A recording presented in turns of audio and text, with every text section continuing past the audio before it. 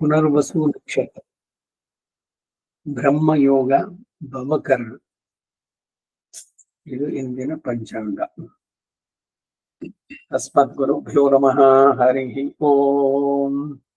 ಛಂದಸಾಂ ವೃಷಭೋ ವಿಶ್ವರೂಪಃ ಛಂದೋಭ್ಯೋದ್ಯಮೃತಾತ್ ಸಂಭವೂವ ಸಮೇಂದ್ರೋ ಮೇಧಯಾ ಸ್ಪೃಣೋತು ಅಮೃತಸ್ಯ ದೇವಧಾರಣೋ ಭೂಯಾಸಂ शरीरं मे विचर्षणं जिह्वा मे मधुमत्तमा कर्णाभ्यां भूरिविश्रुवं ब्रह्मणः कोशोऽसि मेधया विहितः श्रुतं मे गोपाय. तैत्तिरीय संहिता 3ನೇ कांड 5ನೇ प्रश्ने 3ನೇ अनुवाक.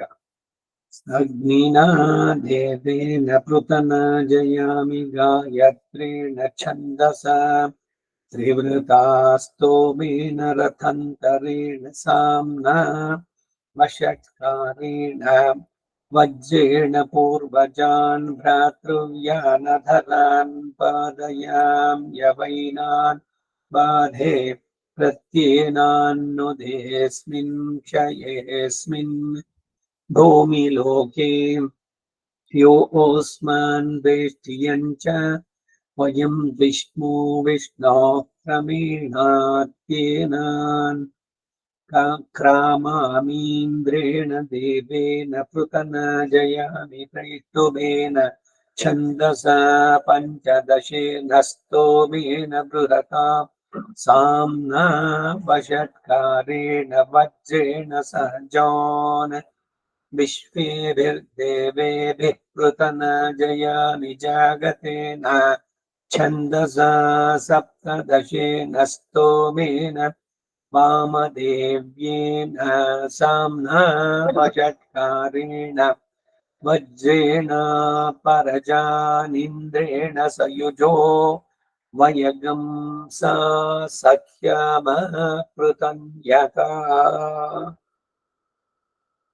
अग्निना देवेन पृतना जयामि गायत्रेण छन्दसा त्रिवृतास्तोमेन रथन्तरेण साम्ना वषट्कारेण वज्रेण पूर्वजान्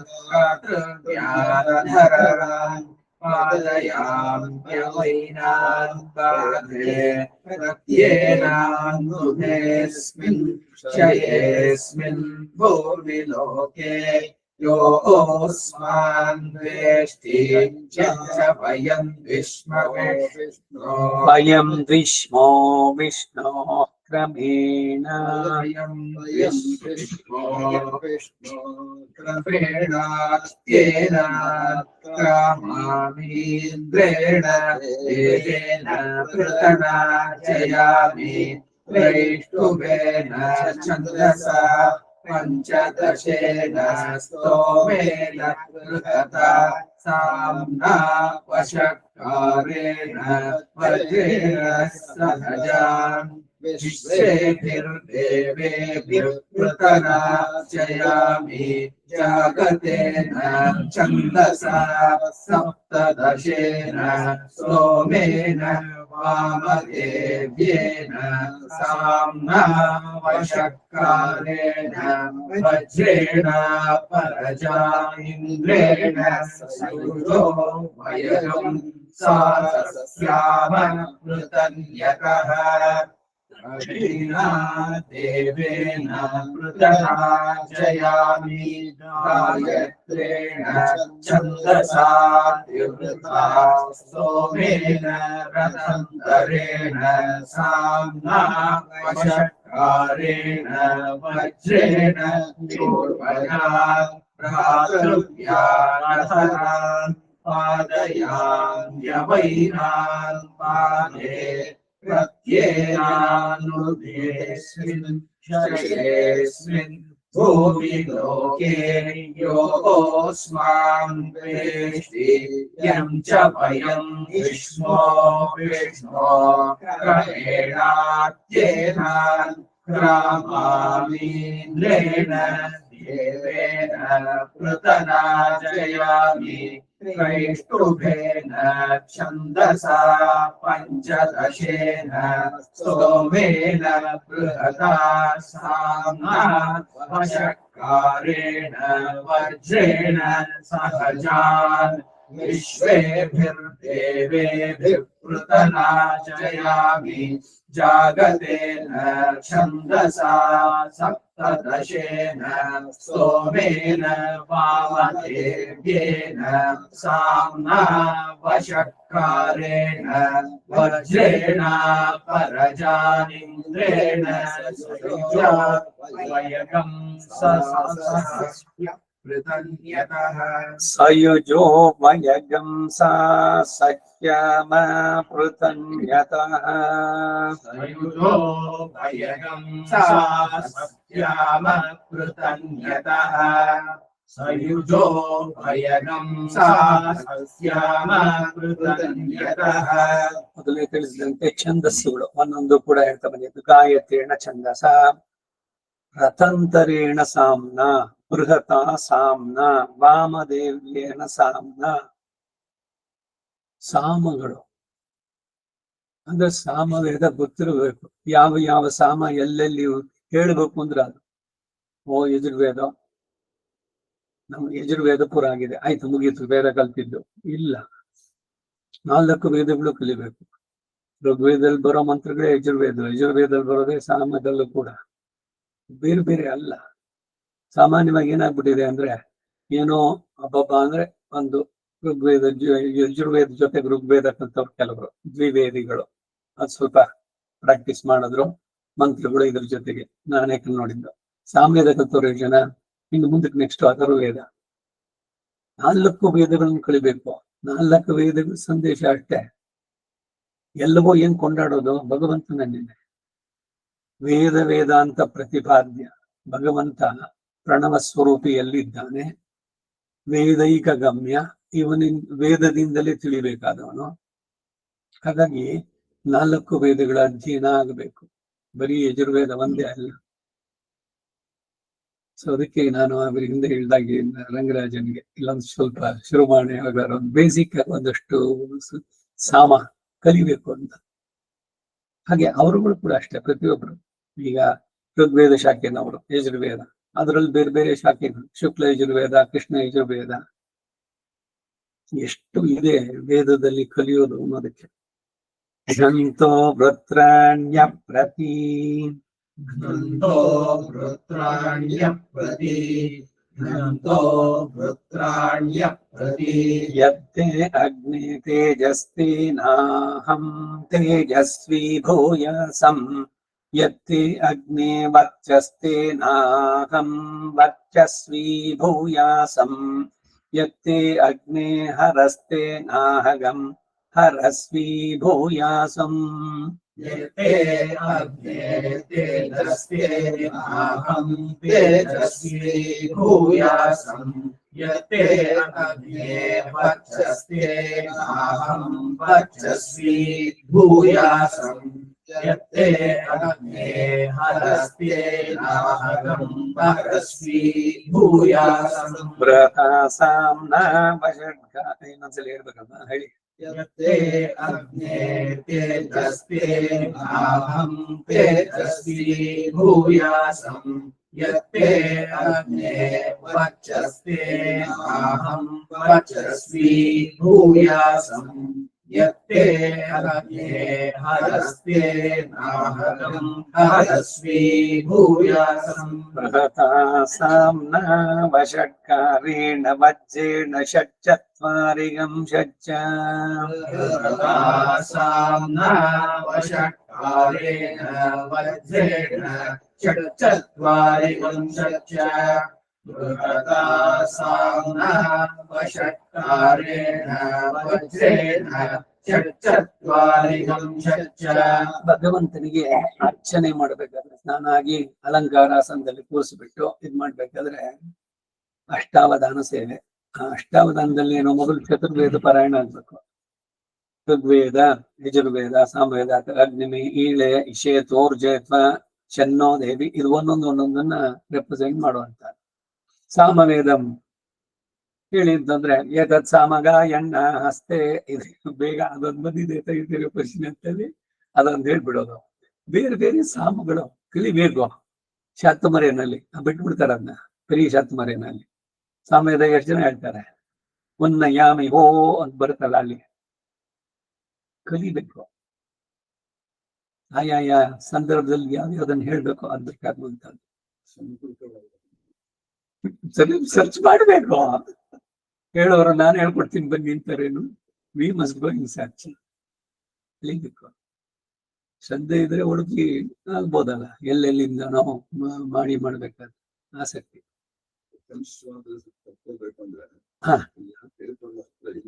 ಯಾಕೆ ಈಗ ಇವ್ರು ರಂಗರಾಜನ್ನು ಇದ್ ಮಾಡ್ತಾ ಇರ್ಲಿಲ್ವಾ? ಹಿಂದೆ ಒಂದ್ಸಲಿ ಮಾತಾಡಿದ್ದು ಆಗಿತ್ತು, ಎಲ್ಲೋ ಮಲ್ಲೇಶ್ವರದಲ್ಲಿ ಯಾರೋ ಇದ್ದಾರೆ.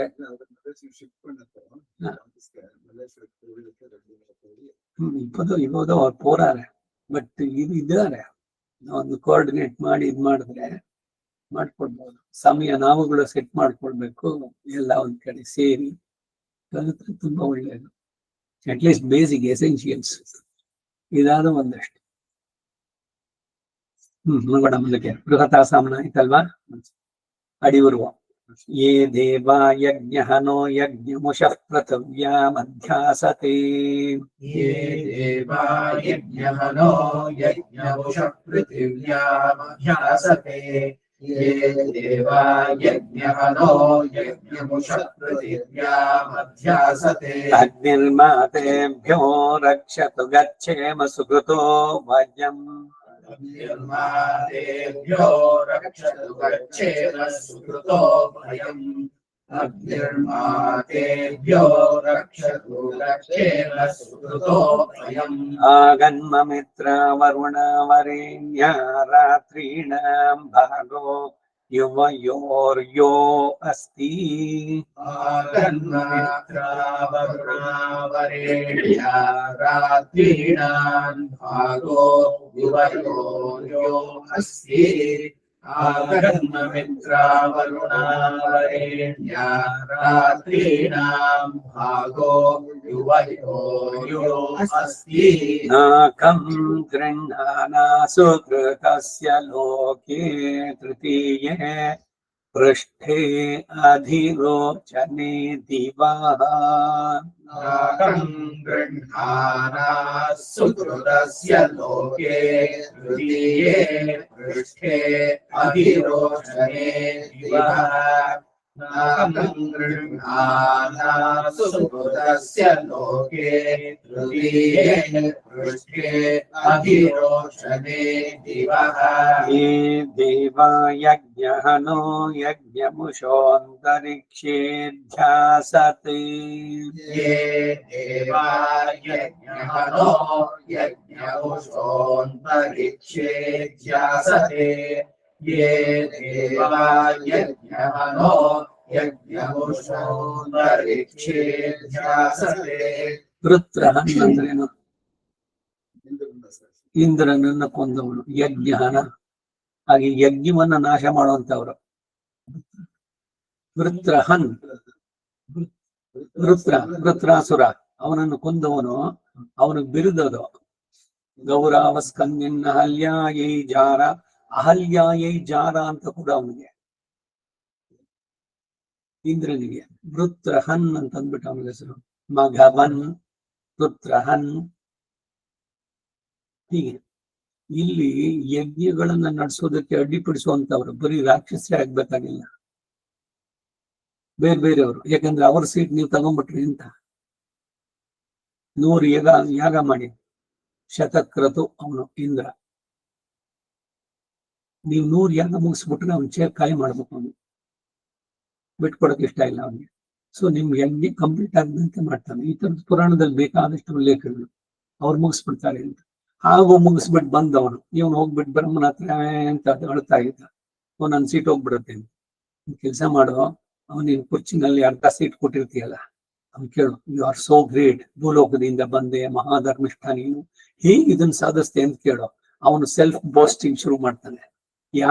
ಯಾವಾಗ ಆತ್ಮ ಪ್ರಶಂಸೆ ಶುರುವಾಗುತ್ತೋ ಅವನ ನಾಶ. ಅವಾಗ ಇದಕ್ಕೇನು ಹೇಳೋದು, ನಾನು ಅದ್ ಮಾಡಿದೆ, ನಾನು ಇದ್ ಮಾಡಿದೆ, ನಾನು ಇಲ್ದಿದ್ರೆ ನಾನು ಎರಡೋ ಹೊತ್ತು ಮಾಡಿದೆ, ಹೀಗೆ ಹೇಳ್ತಾ ಇದ್ರೆ ನೀವು ನಾಶವಾಗ್ತೀರಿ. ಅನ್ನೋದನ್ನ ಬಿಟ್ಬಿಡಿ, ಎಲ್ಲ ಭಗವಂತ ಕೃಪೆಯಿಂದ ಯಾವ್ದಾದ್ರು ಸರಿಯಾಗಿ ಆಗೋದಾದ್ರೆ it is only because of me. We are indispensable entity in this. ಈ ಹುಚ್ಚುತನಗಳೆಲ್ಲ ಹೋಗ್ಬೇಕು. ದೈವ ಮಾತ್ರ ಪಂಚಮ, ಅವನ ಕೃಪೆ ಇದ್ರೆ ಆಗುವಂತಹದ್ದು. ಯಾವುದೇ ಒಂದು ವಿಷಯದಲ್ಲಿ ಏನಾರು ನಿಮ್ ಮನಸ್ಸಿಗೆ ನಾವು ಪರ್ಫೆಕ್ಷನ್ ಅಂತ ಬಂದ್ಬಿಟ್ರೆ ಅಹಂಕಾರ ಜೊತೆನಲ್ಲಿ ಬಂದ್ಬಿಡುತ್ತೆ ಜೊತೆಗೆ. So you should be very very cautious. ಕೆಲಸ ಚೆನ್ನಾಗಾಯ್ತಾ? ಏನೋ ಭಗವಂತನ ಕೃಪೆಯಿಂದ ಎಲ್ಲ ಸಾಂಗವಾಗಿ ನಡೆಯಿತು. ದೈವ ಮಾತ್ರ ಪಂಚಮ. ಈ ಇಂದ್ರ ಅವನನ್ನು ಹೊಗಳ್ದ, ಬರೋದು ಪುರಾಣದಲ್ಲಿ. ಇವನು ನಾನು ಬಹಳ ನಿಷ್ಠೆಯಿಂದ ಮಾಡಿದೆ, ನಾನೆಲ್ಲವನ್ನು ಸರಿಯಾಗಿ ನಡೆಸ್ತಾ ಇದ್ದೆ, ಪ್ರಜೆಗಳನ್ನ ಮಕ್ಕಳಂತೆ ನೋಡ್ತಾ ಇದ್ದೆ. ಅವ್ನು ಹೇಳ್ತಾ ಜಾರ್ ಬರ್ತಾ ಇದ್ದಾನೆ, ಅವ್ನಿಗೆ ಗೊತ್ತೇ ಆಗ್ಲಿಲ್ಲ, ಬಂದ್ಬಿಟ್ಟ ಅವನ್ ಭೂಲೋಕಕ್ಕೆ. ಆತ್ಮ ಪ್ರಶಂಸೆ ಅನ್ನೋದು ಅಷ್ಟು ಡೇಂಜರಸ್ ಇಟ್ ಈಸ್. ಈಗೋ ಅದನ್ನ ಕಟ್ ಮಾಡ್ಬೇಕು. ಎಲ್ಲೋ ನಾನ್ ಮಾಡದೆ, ನನ್ನಿಂದ ಅನ್ನೋದು ಬರಬಾರ್ದು. ವಿವೇಕಿಗಳಾದವರು ಭಗವತ್ ಸಂಕಲ್ಪ, ಅವನ ಕೃಪೆಯಿಂದ ಎಲ್ಲ ಸಾಂಗವಾಗಿ ಆಯ್ತು. ನೀವಿರೋ ಹೊತ್ತಿಗೆಲ್ಲ ಆಯ್ತು ಅಂದ್ರೆ I am only N instrument. ಅವನು ನಡೆಸೋಂತವನು. ಇದು ಬರ್ಬೇಕಾದ್ರೆ ಸೊ ವೃತ್ರಹನ್ ಹಾಗೆ ಯಜ್ಞಹನ್ ಯಜ್ಞಮುಷೋಂತರಿಕ್ಷೇ ಧ್ಯಾಸತೆ ವಾಯುರ್ಮಾತೇಭ್ಯೋ ರಕ್ಷತೋ ಗಚ್ಚೇಮ ಸುಕೃತೋ ಭಯಂ. ವಾಯುರ್ಮಾತೇಭ್ಯೋ ರಕ್ಷತೋ ಗಚ್ಚೇಮ ಸುಕೃತೋ ಭಯಂ. ವಾಯುರ್ಮಾತೇಭ್ಯೋ ರಕ್ಷತೋ ಗಚ್ಚೇಮ ಸುಕೃತೋ ಭಯಂ. ಯಾಸ್ತೆ ರಾತ್ರಿ ಸವಿತರ್ದೇವಯಾನಿರಂತರಾದ್ಯಾವ ಪೃಥಿವೀ ವಿಯಂತಿ. ಯಾಸ್ತೆ ರಾತ್ರಿ ಸವಿತರ್ದೇವಯಾನಿರಂತರಾದ್ಯಾವ ಪೃಥಿವೀ ವಿಯಂತಿ. ಯಾಸ್ತೆ ರಾತ್ರಿ ಸವಿತರ್ದೇವಯಾನಿರಂತರಾದ್ಯಾವ ಪೃಥಿವೀ ವಿಯಂತಿ. ಗೃಹೈಶ್ಚ ಸರ್ವೈಃ ಪ್ರಜಯಾನ್ವಗ್ರೇ ಸುವೋ ರುಹಾಣಾಸ್ತರತಾರಜಗಂಸಿ. ಗೃಹೈಶ್ಚ ಸರ್ವೈಃ ಪ್ರಜಯಾನ್ವಗ್ರೇ ಸುವೋ ರುಹಾಣಾಸ್ತರತಾರಜಗಂಸಿ. ಗೃಹೈಶ್ಚ ಸರ್ವೈಃ ಪ್ರಜಯಾನ್ವಗ್ರೇ ಸುವೋ ರುಹಾಣಾಸ್ತರತಾರಜಗಂಸಿ. ಪ್ರತಿದಿನ ಸ್ನಾನ ಮಾಡಬೇಕಾದ್ರೆ, ಸ್ನಾನ ಆದ್ಮೇಲೆ ತಲೆ ಸ್ನಾನ ಪುರುಷರಿಗೆ ಯಾವಾಗ್ಲೂ, ಶಿರಸ್ ಸ್ತ್ರೀಯರಿಗೆ ಮಾತ್ರ ರೆಸ್ಟ್ರಿಕ್ಟೆಡ್ ಇದೆ. ಅವರ ತಲೆ ಪ್ರತಿದಿನ ಸ್ನಾನ ಮಾಡ್ಬೇಕಾಗಿಲ್ಲ. ಸ್ಮೃತಿಗಳಲ್ಲಿ ಮಾತು, ವಿಶೇಷ ದಿನಗಳಲ್ಲಿ, ಅಮಾವಾಸ್ಯೆ, ಪರ್ವ ದಿನಗಳು, ಇಂಥ ದಿವಸದಲ್ಲಿ ಅವರು ಶಿರಸ್ಸಿಗೆ ಸ್ನಾನ ಮಾಡ್ಬೇಕು. ಪುರುಷರು ಪ್ರತಿದಿನ ತಲೆ ಸ್ನಾನ ಮಾಡ್ಬೇಕು. ತಲೆ ಸ್ನಾನ ಮಾಡಿ ಆದ್ಮೇಲೆ ಶಿಖೆ, ತಲೆ ಕೂದಲು ಬಿಟ್ಟಿರ್ತಿರಲ್ಲ, ಅದನ್ನ ಹಿಂಡೋದಕ್ಕೆ ಒಂದ್ ಮಂತ್ರ ಇದೆ. ಹಿಂದೆ ಒಂದ್ಸಲ ಹೇಳಿದ್ದೆ, ಜ್ಞಾಪಕ ಇದೆಯಾ? ಯೇ ಲತಾ ಉಲ್ಮೇಶು ವೃಕ್ಷೇಶು ಯೇ ಪಿತರಃ ಸ್ಥಿತಾಃ. ವೃಕ್ಷಗಳಲ್ಲಿ, ಲತಾ ಗುಲ್ಮದಲ್ಲಿರುವಂತಹ ವೃಕ್ಷದಲ್ಲಿರುವವರು ತೇ ಗೃಣ್ಣಂತು ಮಯಾ ತ್ಯಕ್ತಂ ವಸ್ತ್ರ ನಿಷ್ಪೀಡೋಕಾದ್ರದ್ದು ಇದು ಶಿಖೋದಕಂ ಅಂತ. ಯಥೋ ಸೃಷ್ಟಂ ಶಿಖಾ ನಿಷ್ಪೀಡನ ಅಂತ. ಶಿಖೆಯನ್ನ ಹಿಂಡಬೇಕು. ಆ ನೀರಿನಿಂದ ಆ ಪಿತೃ ದೇವತೆಗಳು ತೃಪ್ತರಾಗ್ತಾರೆ. ಎಲ್ಲೆಲ್ಲಿ ಯಾರ್ಯಾರು ಇರ್ತಾರೆ. ಯಾಕೆ ಈ ಮಾತು ಬಂತು ಅಂದ್ರೆ, ಯೇ ದೇವ ಯಜ್ಞನೋ ಯಜ್ಞಂಶೋ ದಿವ್ಯಾಧ್ಯಾಸತೆ. ಮೊದಲು ಬಂದಿದ್ದು ಪೃಥಿವ್ಯಾಮಧ್ಯಾಸತೆ, ಅಂತರಿಕ್ಷ. ದಿವಿ, ಪೃಥಿವಿ, ಅಂತರಿಕ್ಷ, ದಿವಿ, ಮೂರು ಕಡೆನಲ್ಲಿ. ಸೊ ಮೂರು ಕಡೆಗಳಲ್ಲಿ ಇರುವಂತವ್ರು, ಅವರೆಲ್ಲರನ್ನ ಪರಿಹಾರ ಮಾಡೋದು. ಎಷ್ಟೆಲ್ಲ ಇದೆ ಗೊತ್ತಾ ಶುದ್ಧಿ ಇವುಗಳನ್ನು ಮಾಡಿಸ್ಬೇಕಾದ್ರೆ. ಅದಕ್ಕೆ ಭಯ ಭಕ್ತಿ ಇರಬೇಕು. ಒಂದು ಯಜ್ಞ ನಡೆಸುವಂತದ್ದು, ಯಾವುದೇ ಒಂದು ಸಂಸ್ಕಾರ ನಡೆಸ್ಬೇಕಾದ್ರೆ ವಿಶ್ವಕ್ಸೇನನ್ನು ಪ್ರಾರ್ಥನೆ ಮಾಡಿ ನಿರ್ವಿಘ್ನವಾಗಿ. ಇದ್ರ ಬಗ್ಗೆ ಹಾ ಹೇಳಿ. ಇದು ಇವಾಗ ಹೇಳಿದ್ರಲ್ಲ ಹಿಂಡೋದಕ್ಕೆ, ಹ್ಮ್ ಇವಾಗ ಅಪರ ಕಾರ್ಯದಲ್ಲಿ ಒಂದೇ ಕಡೆ ಹಿಂಡ್ಬೇಕು ಅಂತ ಇನ್ನೊಂದಿದೆ. ಅದರಿಂದ ನಾವುಗಳು ಮಧ್ಯದಲ್ಲಿ ಡಿವೈಡ್ ಮಾಡಬಾರ್ದು ಕೂದ್ಲ ಅಂತಾನೂ ಇದೆ ಅಲ್ವಾ? ಅದು ಒಂದು ಕೇಳ್ಪಟ್ಟಿದ್ದೆ ನಾನು. ಈ ಶವವನ್ನ ಸಾಗಿಸ್ಬೇಕಾದ್ರೆ ಮಧ್ಯದಲ್ಲಿ 3 ಕಡೆ ಇಡಬೇಕು. ಇದಕ್ಕೆ ಅದಲ್ಲ, ಈ ಹಿಂಡೋದು, ಶಿಕೆಯನ್ನು ಹಿಂಡೋದು ಒಂದೇ ಕಡೆ ಅಂದ್ರೆ ಅವಾಗ ಬಿಡಿಸುವಂತದ್ದು. ಬಿಡಿಸ್ಬಿಟ್ಟು ತಲೆ ಕೂದಲನ್ನ 2 ಭಾಗ ಮಾಡಿ ಶಿಕೆನ ಬಲಭಾಗದನ್ನ ಕಟ್ಟಿ ಎಡಭಾಗದನ್ನ ಬಿಟ್ಕೊಂಡು ಅದಕ್ಕೆ ಅಪ್ರದಕ್ಷಿಣೆಯಾಗಿ ಸುತ್ತಿ ತೊಡೆ ತಟ್ಕೊಂಡು ಬಾಯಿ ಬಡ್ಕೊಂಡು ಎಲ್ಲ ಮಾಡ್ಬೇಕು. ಅವಾಗ ಒಂದೊಂದ್ಸಲಿನು ನೆಕ್ಸ್ಟ್ ಇದ್ರಲ್ಲಿ ಇಳಿಸಿದಾಗ ಆ ಸೈಡ್ ಬಿಚ್ಚಿದ್ದನ್ನು ಈ ಸೈಡ್ ಕಟ್ಟಿ ಅಲ್ಲಿಂದ ಮಾಡ್ಬೇಕು. ಆದ್ರೆ ಪ್ರತಿದಿನ ಸ್ನಾನ ಮಾಡ್ಬೇಕಾದ್ರೆ ಈ ಪಿತೃದೇವತೆಗಳಿಗೆ ಅದರ ಅರ್ಥ ನೋಡಿ. ಯೇ ಲತಾ ಉಲ್ಮೇಶು ವೃಕ್ಷೇಶು ಸ್ಥಿತಾ ಪಿತರಃ ತೇ ಗೃಹ್ಣಂತು ಮಯೋತ್ಸೃಷ್ಟಂ ಶಿಖೋದಕಂ ಶಿಖದ ಉದಕ. ಎಲ್ಲ ಕಡೆಲೂ ಇರ್ತಾರೆ. ಓಡೋ ದಕ್ಷಿಣವನ್ನೇ ಲತಾ ಗುಲ್ಮದಲ್ಲಿ ಪಿತೃಗಳಲ್ಲಿ ಅವರವರ ಕರ್ಮದ ಪ್ರಕಾರ ಯಾವ್ಯಾವ ಇದ್ರಲ್ಲಿ ಇರ್ತಾರೋ ಅದು. ಈಗ ವಸು ಪದವಿ, ರುದ್ರ ಪದವಿ, ಆದಿತ್ಯ ಪದವಿ ನೀವು ಸಂಸ್ಕಾರ ಮಾಡಿದವರು ಮಿಕ್ಕವರನ್ನ ಏನು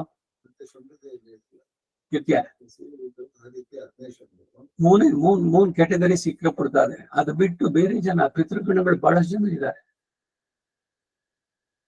ಅವರುಗಳಿಗೆ ತೃಪ್ತರಾಗ್ತಾರೆ ಅವರು ಅದಕ್ಕಾಗಿ ಮಾಡುವಂತದ್ದು. ಶಿಕೆ ಹುಟ್ಟುಡ್ರಿ ಕೊಂಚ ಹೊರಮೆ ಹುಟ್ಟು ಇಟ್ಕೊಂಡು ಅದು ಬಂದ ಇರ್ಬೇಕು ಯಾವಾಗ. ಈ ಗ್ರಾಫ್ ಕಟ್ ಮಾಡ್ಕೊಂಡಿದ್ದೀರಿ. ಇವ್ರು ವರದರಾಜ್ ಮೇಲೆ ಹೇಳ್ತಾ ಇದ್ರು, ನಾವು ಶಿಕೆ ಬಿಟ್ಟಿದ್ದೀವಿ ಆದ್ರೆ ಶಿಖಾ ಬಂದ ಇಲ್ಲ, ನಮ್ಮ ಉದ್ಯೋಗ ಅದು ಇದ್ರದಕ್ಕೆ ಅಂತ. ಇಲ್ದಿದ್ರೇನು ತಲೆ ಮುಂದ್ಗಡೆ ಇದ್ರದ್ದು ಎಲ್ಲದನ್ನು ತೆಗೆದು ಹಿಂಭಾಗದಲ್ಲಿ ಹಸುವಿನ ಪಾದದಷ್ಟಗಲ ಗೋಷ್ಪಾದ ಅದರಷ್ಟು ಶಿಖೆಯನ್ನ ಬಿಟ್ಟು ಅದನ್ನ ಸುತ್ತಿ ಕಟ್ಟಬೇಕು, ಗಂಟು ಹಾಕ್ಬೇಕು. ಶಿಖಾ ಬಂಧನ ಅನ್ನ. ಹೆಣ್ಣು ಮಕ್ಕಳು ಯಾವಾಗ್ಲೂ ತಲೆ ಕೂದಲು ಬಿಟ್ಕೊಂಡಿರ್ಬಾರ್ದು, ಯಾವಾಗ್ಲೂ ಶಿಖಾ ಬಂಧನ ಇರ್ಬೇಕು. ಇದಕ್ಕೆ ದ್ರೌಪದಿ ಇದು ಉದಾಹರಣೆ ಅಂತ ಅಲ್ಲ, ಸ್ಮೃತಿನಲ್ಲಿ ಇರೋದೇ ಹೀಗೆ. ಸೊ ಇಲ್ಲಿ ಪ್ರತಿದಿನ ಸ್ನಾನ ಆದ್ಮೇಲೆ ಶಿಖಾ, ಇದನ್ನ ಶಿಖೋದಕಂ ಅಂತದಕ್ಕೆ ಹೆಸರು. ಆ ಶ್ಲೋಕದಲ್ಲಿ ಬರುವಂತದ್ದು ಪುರಾಣದಲ್ಲಿ. ಇವ್ರು ಹೇಳಿದಂತೆ ಅಪರ ಕ್ರಿಯೆನಲ್ಲಿ ಅಲ್ಲಿ ಬರುತ್ತೆ. 2 ಭಾಗ ಮಾಡಿಕೊಂಡು ಒಂದು ಭಾಗ ಕಟ್ಕೊಂಡು ಇನ್ನೊಂದು ಭಾಗ ಬಿಚ್ಚಿಕೊಂಡು ಹೋಗೋದು. ಶಿಖೆ ಯಾವಾಗ್ಲೂ ಅದಕ್ಕೆ ಸುಮ್ಮನೆ ಓಪನ್ ಆಗಿರ್ಬಾರ್ದು ಅಂತ ಹೇಳಿ. ಶಿಖಾ ಬಂಧನ ಇರಬೇಕು. ಹೌದಾ? ಸಿಕ್ಕೋದಕ್ಕ ವೇದ ಮಾರ್ಗತ್ಲೆ ಈ ವೇದ ಮಾರ್ಗತ್ಲೆ ಇನ್ನೆಂಗೋ ಪಾತೆ ನಾನು ಸ್ಮೃತಿಗಂತ ಇಟ್ ಇಸ್ ದೇರ್. ಅದಕ್ಕೆ ಆ ಶ್ಲೋಕ ಇದೆಯಲ್ಲ,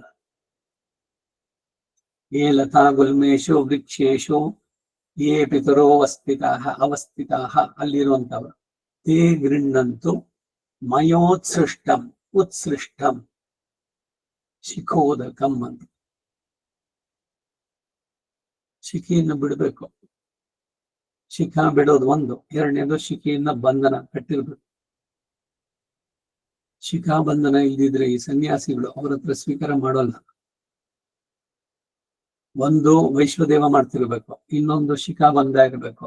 ಮಾಡೋರು ಮಹಾನಸರು ಯಾರು ಇರ್ತಾರೋ ಸ್ವಾಮಿಗಳಿಗೆ ಅವ್ರಾಗಿ ಅಡ್ಗೆ ಮಾಡ್ಕೊಳಂಗಿಲ್ವಲ್ಲ, ಅವ್ರಿಗೆ ಮಾಡುವಂಥವ್ರಿಗೆ ಇದೆಲ್ಲ ರೆಸ್ಟ್ರಿಕ್ಷನ್ಸ್ ಇವೆಲ್ಲ ಇರ್ಬೇಕು. ಅಂತವ್ರ ಕೈನಲ್ಲಿ ಅವ್ರು ಅಡ್ಗೆ ಮಾಡಿದ್ದನ್ನು ಸ್ವೀಕಾರ ಮಾಡ್ಬೇಕು. ಶಿಖಾ ಬಂಧ ಇರ್ಬೇಕು. ಯೇ ದೇವ ಯಜ್ಞಹನೋ ಯಜ್ಞಮುಷೋ ದಿವಿ ಅಧ್ಯಾಸತೆ ಯೇ ದೇವ ಯಜ್ಞಹನೋ ಯಜ್ಞಮುಷೋ ದಿವ್ಯಧ್ಯಾಸತೆ.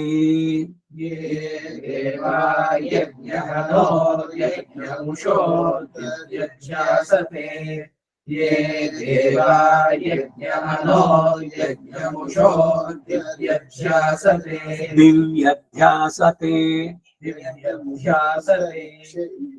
ಹಿಂಗೆ ಹೆಂಗೋ ಹೋಯ್ಕ್ರಿ ಹಿಂಗೋ ಅದ್ ಮುಂದಕ್ಕೆ ಹೋಚಿ ಮೊದ್ಲು ಅಂತರಿಕ್ಷ ಅಪ್ರೂವನಿಂದ ಪಿನ್ನೆ ಪಾರಂಗೋ ಹಿಂಗ್ ಚೌಕಿಣಿಂದ ನಮ್ಗೆ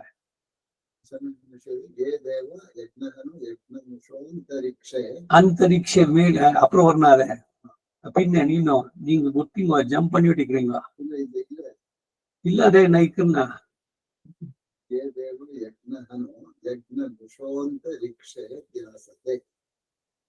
ಇಪ್ಪೋ ಅದಕ್ಕಿಂತೆಲ್ಲ ಏನೇನ ಅದಕ್ಕಿಂತ ಸೊ ಸೊ ನಿಂಗೆ ನೀನ್ ಚೊಲ್ಕಿದ್ದೆ ಸರಿ ಇಲ್ಲ பின்னுக்கு பாருங்க இன்னும் பின்னுக்கு போங்க இன்னும் 2 லைன் முன்னுக்கு அங்க பாருங்க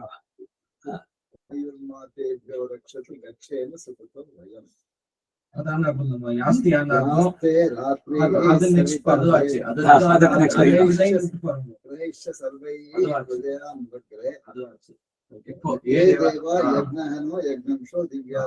அது இந்த இடத்துல நின்றோம். நான் என்மனக்கு பத்தி சொன்னாலே நீங்க எல்லாம் என்ன பண்ணோம்னாக்க எந்த இடத்துல எந்த ஞாபகம் வச்சு பண்ணிக்கலாம். என்ன தாட் வரணும் ಸಡನ್ சொல்றேன் ಅಲ್ಲಿ. ಸೊ 3 ಕಡೆನೆಲ್ಲ ಬರೋದು. ಮೊದಲನೇದು ಪೃಥ್ವಿ, ಅಂತರಿಕ್ಷ, ದಿವಿ. ಇದನ್ನೇ 3 ಸ್ಟೇಜಸ್ ಅಂತ ನೆನ್ನೆ ಹೇಳ್ತಾ ಇದ್ವಲ್ಲ. ಪೃಥ್ವಿ, ಅಂತರಿಕ್ಷ, ದಿವಿ ಸತ್, ಅಂತರಿಕ್ಷ ಸತ್ ಹೇಳಿದ್ದಲ್ಲ. ಅದೇ 3 ಸ್ತರಗಳು. ಒಂದು ವಸು, ಇನ್ನೊಂದು ರುದ್ರ, ಇನ್ನೊಂದು ಆದಿತ್ಯ. ವಸು, ರುದ್ರ, ಆದಿತ್ಯ. ಫಸ್ಟ್ ಸೆಂಟೆನ್ಸ್ ಏಕಿನ பாருங்க ஆரம்பத்துல. பிருத்திவ்யா மத்யாசதே ஆரம்பம் ஃபர்ஸ்ட் அனுமாக்கத்துல. The same sentences in TP1 ಇಂದಿತ್ತು. ಏ ದೇವ ಯಜ್ಞಾನೋ ಯಜ್ಞಮಶೋ ದಿವ್ಯಧ್ಯಾಸತೆ. ಮುಂದಕ್ಕೆ ಅಂತರಿಕ್ಷಮು ಮಧ್ಯಕ್ಕೆ ಬಂದೆ. ಅದೇ ಕಾಮನ್ ಲೈನ್. ಸೂರ್ಯೋ ಮಾತೇಭ್ಯೋ ರಕ್ಷತು ಗಚ್ಚೇಮ ಸುಕೃತೋ ಭಾಗ್ಯಂ. ಸೂರ್ಯೋ ಮಾತೇಭ್ಯೋ ರಕ್ಷತು ಗಚ್ಚೇಮ ಸುಕೃತೋ ಭಯಂ. ಸೂರ್ಯೋ ಮಾತೇಭ್ಯೋ ರಕ್ಷತು ಗಚ್ಚೇಮ ಸುಕೃತೋ ಭಯಂ. ಯೇನೇಂದ್ರಾಯ ಸಮಭರಃ ಪಯಾಗಸ್ಯುತ್ತಮೇನ ಅಭಿಷಾ ಜಾತವೇದಃ. ಯೇನೇಂದ್ರಾಯ ಸಮಭರಃ ಪಯಾಗಸ್ಯುತ್ತಮೇನ ಅಭಿಷಾ ಜಾತವೇದಃ. ಯೇನೇಂದ್ರಾಯ ಸಮಭರಃ ಪಯಾಗಸ್ಯುತ್ತಮೇನ ಅಭಿಷಾ ಜಾತವೇದಃ. ತೇನ ಅಗ್ನೇ ತ್ವಮುದವರ್ಧಯೇ ಮಗಂ ಸ ಜಾತ ನಾಗಶ್ರೈಷ್ಠ್ಯ ಆಧೇಹ್ಯೇನಂ. ತೇನ ಅಗ್ನೇ ತ್ವಮುದವರ್ಧಯೇ ಮಗಂ ಸ ಜಾತ ನಾಗಶ್ರೈಷ್ಠ್ಯ ಆಧೇಹ್ಯೇನಂ. ತೇನ ಅಗ್ನೇ ತ್ವಮುದವರ್ಧಯೇ ಮಗಂ ಸ ಜಾತ ನಾಗಶ್ರೈಷ್ಠ್ಯ ಆಧೇಹ್ಯೇನಂ.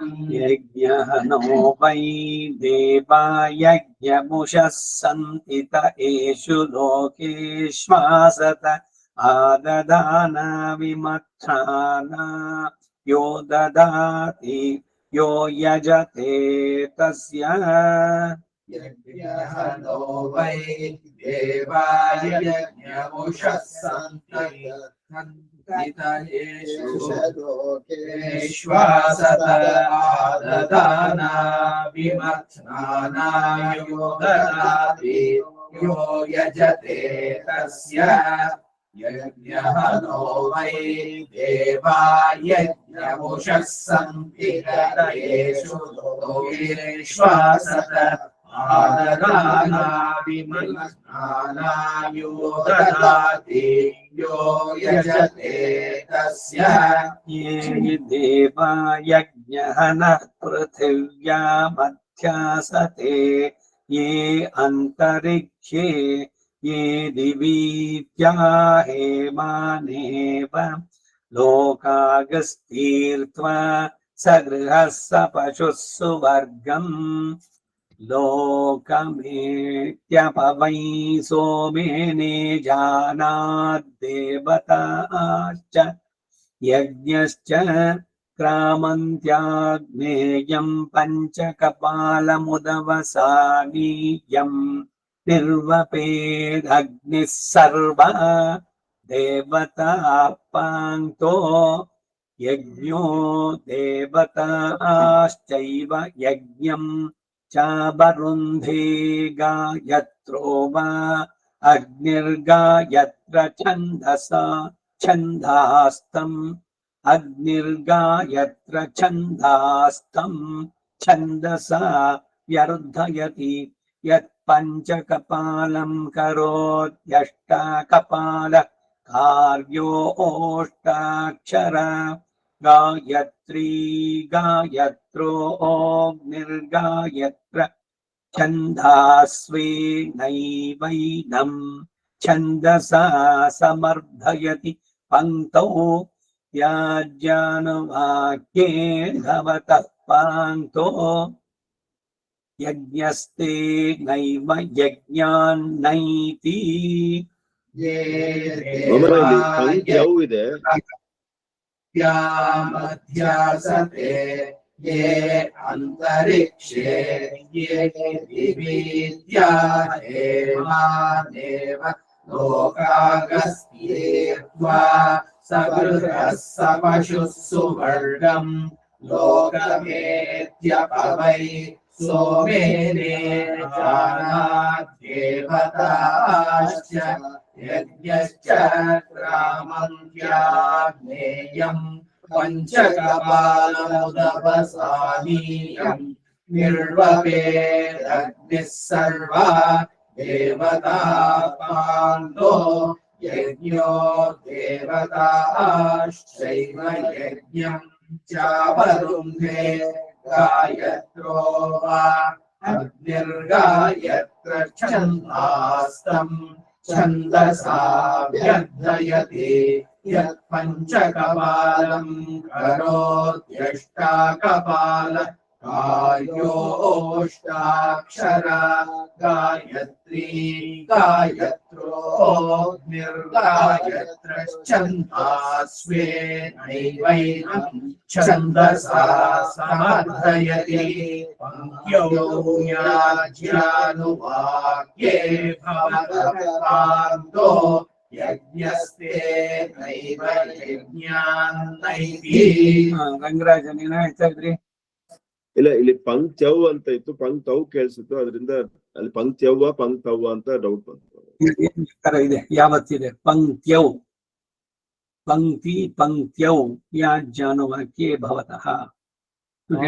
ಯಾವತ್ತು ಯಾವತ್ತು ಹೌದು, ಎಸ್, ಯಾವತ್ತು ಯಾವತ್ತು ಎರಡು ಇದೆ. ಔತ್ವ ಪಂಕ್ತ್ಯೌ ಯಾವತ್ತು ತಾವತ್ತು ಯಾವತ್ತು ಮೂರು ಇದೆ. ಕರೆಕ್ಟ್. ಯಾವ್ದು?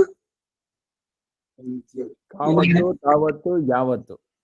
ಯಾವತ್ತು ತಾವತ್ತು ಎರಡೇನೆ. ಇನ್ಯಾವ್ದು?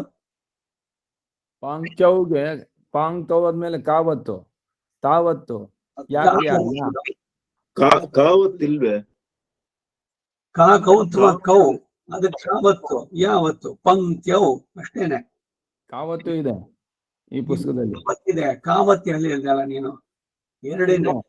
ಸಮರ್ಧಯತಿ ಪಂಕ್ತೌ ಕಾವತ್ತು ತಾವತ್ತು ಯಾವತ್ತು ಮೂರು ಇದೆ. ಕಾವತ್ತು ಇದೆ ಇದ್ರೊಳಗೆ ಸ್ಕ್ರಿಪ್ಟ್ ಅಲ್ಲಿ. ಸಮರ್ಧಯತಿ ಪಂಕ್ತ್ಯೌ. ಕಾವತ್ತಿಲ್ಲ ಇಲ್ಲಿ ನನ್ನ ಹತ್ರ ಇರೋ ಪುಸ್ತಕದಲ್ಲಿ ಕಾವತ್ತಿಲ್ಲ. ಕಾವತ್ ಬೇಡ, ಪಂಕ್ತಿ. ಪಂಕ್ತಿಗೆ ಎಲ್ಲಿ ಬರೀತೀರಿ? ಪಕ್ಕದಲ್ಲಿ ಸೊನ್ನೆ ಕಾಗೋಣ್ಸು ಗೀತಾವತ್ತು. ಪಂಕ್ತಿ ಪಂಕ್ತ್ಯೌ ಪಂಕ್ತಿ ಪಂಕ್ತ್ಯೌ. ಅವಾಗ ಔತ್ವ ಬಂತು. ಕೌತ್ವ ಕೌ. ಕಾವತ್ತು ಮತ್ತೆ ಹೆಂಗ್ ಬರುತ್ತೆ? ಅವರ ಪಂಕ್ತ್ಯೌ ಅನ್ಬೇಕಾರೆ ಇಲ್ಲಿ ನೋಡಿ, ಕೇಳಿಸ್ಕೊಳ್ಳಿ ಸರಿ. ಪಂಕ್ತ್ಯೌ ಹಿಂಗ್ ಬರಿತೀರಿ, ಕಾಕೌತ್ವ ಕೌ, ತಾವತ್ತು ಯಾವತ್ತು ಪಂಕ್ತ್ಯೌ ಅಷ್ಟೇ. ಮತ್ತೆ ಇನ್ನೆಂತ ಕಾವತ್ ಬರುತ್ತೆ ಅಲ್ಲಿ? ತೆಗೀರಿ ಇದ್ರೆ, ಇಟ್ ಈಸ್ ರಾಂಗ್.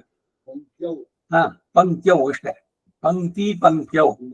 ಇಲ್ಲಿ ದ್ವಿವಚನದಲ್ಲಿ ಬರ್ಬೇಕಾದ್ರೆ ಎರಡು ದೇವತೆಗಳನ್ನ ಉಪಯೋಗಿಸಿ ಹೇಳ್ತಾ ಇರೋದು ಅದು. ಪಂಕ್ತಿ ಪಂಕ್ತ್ಯೌ ದ್ವೌ ಬರುತ್ತಲ್ಲ ಅದು ಪಂಕ್ತ್ಯೌ.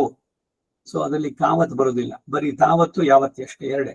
ಸಮರ್ಧಯತಿ ಪಂಕ್ತ್ಯೌ ಯಾಜ್ಞಾನುವಾಕ್ಯೇ. ಗ್ರಾಮಟಿಕಲ್ ಎರರ್ಸ್ ಆಗುತ್ತೆ ಇಲ್ಲಿ. ಅಷ್ಟಾಕ್ಷರ ಗಾಯತ್ರಿ ಅಕ್ಷರ ಅನ್ಬೇಕಾರೆ ನಿನ್ನೆ ಹೇಳಿದೆ ನಾನು, ಖಾ ಮಹಾಪ್ರಾಣ ಬೇಕಿಲ್ಲ, ಅಕ್ಷರ ಇದೆ. ಆದ್ರೆ ಉದಾಂತದಲ್ಲಿದೆ ಅದು. ಉದಾಂತ ಬಂದಿದ ತಕ್ಷಣ ಮಹಾಪ್ರಾಣ ಬರ್ಬೇಕಾಗಿಲ್ಲ. ಆಮೇಲೆ ಯಾಜ್ಞಾನುವಾಕ್ಯೇ ಭವತಃ ಪಾಂಕ್ತೋಗೆ ಅಲ್ಲೂ ಕಾವತ್ತು ತಾವತ್ತು ಎರಡಿದೆ.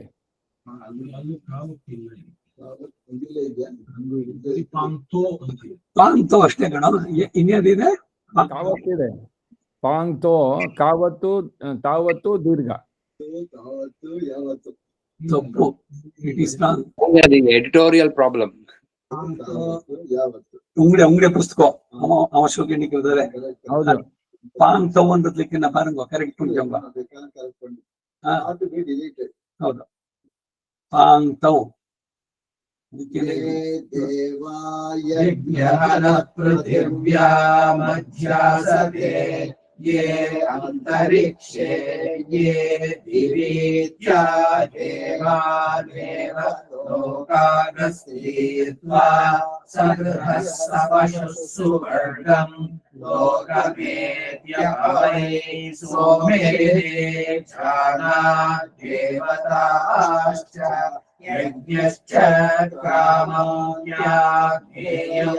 ಪಂಚಕಪಾಲಮುದವಸಾನೀಯಂ ನಿರ್ವಪೇತದ್ಭಿಃ ಸರ್ವಾ ದೇವತಾ ಪಾಂತೋ ಯಜ್ಞೋ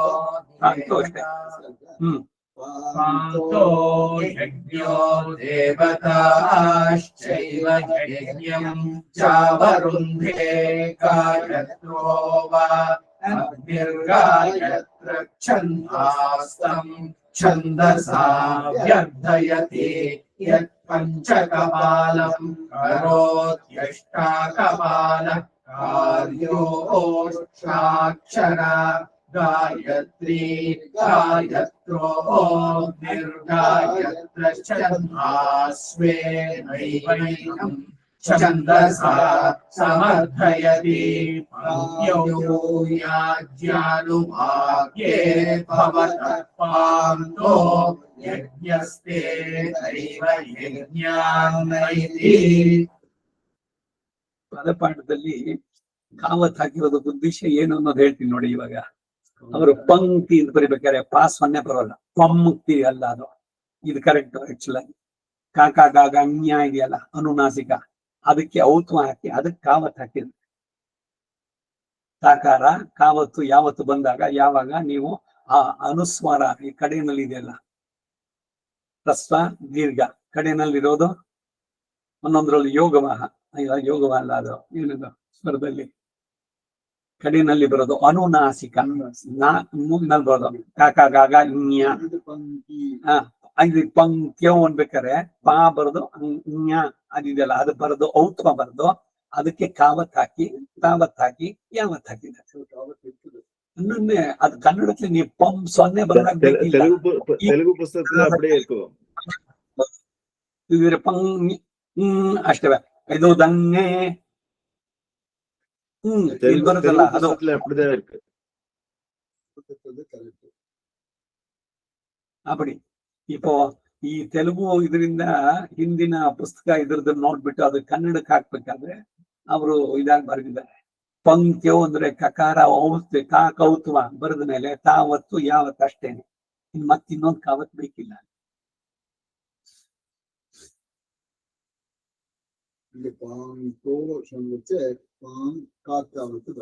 ಇಲ್ಲೂ ಅಷ್ಟೇ ಅವರು ಪಾಂಗ್ ತಾ ಅನ್ಬೇಕಾರೆ ಹಾಗೆ ಬರೆಯುವಂತದ್ದು ಎಲ್ಲ ಎಷ್ಟು ಸೂಕ್ಷ್ಮ ಗೊತ್ತಾ ವ್ಯಾಕರಣದ ಇದ್ರಲ್ಲಿ ಬರ್ಬೇಕಾದ್ರೆ. ಸಮೃದ್ಧಿ ಹಿಂದೆ ಒಂದ್ಸಲ ಹೇಳಿದ್ದೆ ನಿಮ್ಗೆ. ಸಮೃದ್ಧಿ ಹೆಂಗ್ ಬರೀತೀರಿ? ಸಾ ಮಾಕೆ ಒಟ್ರು ಸುಳಿ ಸಮೃದ್ಧಿ. ಸಮ್ ಸಾಕ್ ಪಕ್ಕದಲ್ಲಿ ಸೊನ್ನೆ ಬರೆದು ಮೃದ್ಧಿ ಅಂತ ಬರದೆ ಸಮೃದ್ಧಿ. ಸಮೃದ್ಧಿ ಅಷ್ಟೇ, ಸಮೃದ್ಧಿ ಅಲ್ಲ. ಸಾ ಮಾ ಒಟ್ರು ಸುಳಿ ದಿ ಸಮೃದ್ಧಿ. ವ್ಯಾಕರಣ ಅದಕ್ಕೆ ಬಹಳ ಬಹಳ ಎಸೆನ್ಷಿಯಲ್. ವೇದದಲ್ಲಿ ಹೇಳ್ಬೇಕಾದ್ರೆ ವ್ಯಾಕರಣ ಶುದ್ಧಿ ಇವುಗಳು ಬರಬೇಕು. ಪುಸ್ತಕಗಳು ವೇದವನ್ನು ಬರೆಯೋದಾಗ್ಲಿ ಸ್ವರಗಳನ್ನ ಹಾಕೋದಾಗ್ಲಿ ಬಹಳ ಬಹಳ ಎಚ್ಚರಿಕೆಯಿಂದ ಇರ್ಬೇಕು. ಈಗ ಉದಾತ್ತಕ್ಕೆ ಬಂದಿದ ತಕ್ಷಣ ಮಹಾಪ್ರಾಣ ಬರಬಾರ್ದು. ಒಂದನ್ನು ಉಪಯೋಗಿಸ್ತಾ ಇದ್ದಾರೆ. ಅಕ್ಷರ ಅಕ್ಷರ ಅದಕ್ಕೆ ಉದಾಹರಣೆ ಒಂದು ಸುಮ್ಮನೆ ಅಕ್ಷರ ಅನ್ನೋದಲ್ಲಿ ಚಾಗೆ ಉದಾತ್ತ ಇದೆ ಅಂತ ಇಟ್ಕೋಣ. ಅಕ್ಷರ ಅಕ್ಷರ ಅಷ್ಟೇ, ಮಹಾಪ್ರಾಣ ಬೇಕಿಲ್ಲ ಅಲ್ಲಿ. ಆ ರೀತಿನಲ್ಲಿ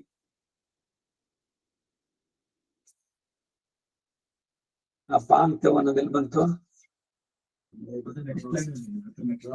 ಪಂಕ್ತಿವಾದ್ಮೇಲೆ